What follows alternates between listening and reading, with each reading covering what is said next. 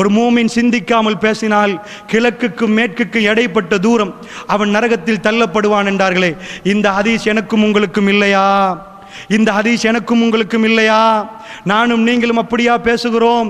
அல்லாஹ்வுடைய தூதர் ஸல்லல்லாஹு அலைஹி வஸல்லம் மிராஜுடைய பயணத்தில் சொன்னார்களே, கேட்டார்கள், செம்பாலான நகங்களால் சிலர்கள் தங்களுடைய மார்புகளை எல்லாம் அந்த அளவுக்கு கீறி கீறி எடுத்துக் கொண்டிருந்தார்கள். இவர்கள் யார்?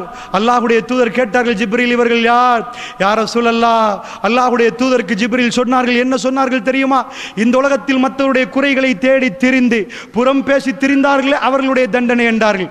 அல்லாஹ்வுடைய நல்லடியார்களே, சர்வ சாதாரணமாக இன்றைக்கு மக்களுடைய நாவில் இந்த புறம் தவழுது. அல்லாஹ்வுடைய நல்லடியார்கள், ஒரு மூமின் என்றால் யார்? முஸ்லிம் என்றால் யார்? அல் முஸ்லிம் மன் ஸலிமல் முஸ்லிமூன மின் லிசானிஹி வ யதிஹி. ஒரு முஸ்லிம் யார்? யாருடைய கரத்தாலும் யாருடைய நாவாலும் பிற முஸ்லிம்கள் பாதுகாக்கப்படுகிறார், அவர் முஸ்லிம். அப்படி என்றால் ரசூலுல்லாஹ் யார்? தஹஜ்ஜத்தில் நின்றவர் முஸ்லிம், இத்தனை நோன்புகள் பிடித்தவர் முஸ்லிம். அதெல்லாம் செய்ய வேண்டும்.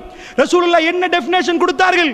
எந்த ஜமாத்தில் இருக்கலாம், அவர் முஸ்லீமாக இருந்தால் உங்க நாக்கு அவருக்கு பாதுகாப்பு கொடுக்கணும், உங்க கரம் அவருக்கு பாதுகாப்பு கொடுக்கணும். பெருமானார் ஹஜ்ஜத்துல் வதாவில் என்ன பேசினார்கள்? இது என்ன நகரம் என்று கேட்டார்கள், இது என்ன நாள் என்று கேட்டார்கள். அது எல்லாம் எவ்வளவு புனிதமோ அது எல்லாம் விட ஒரு முஸ்லிமுடைய மானம் புனிதம் என்றார்கள். ஒரு முஸ்லிமுடைய மானம் புனிதம் என்றார்கள். இவையெல்லாம் காப்பாற்றினோமா?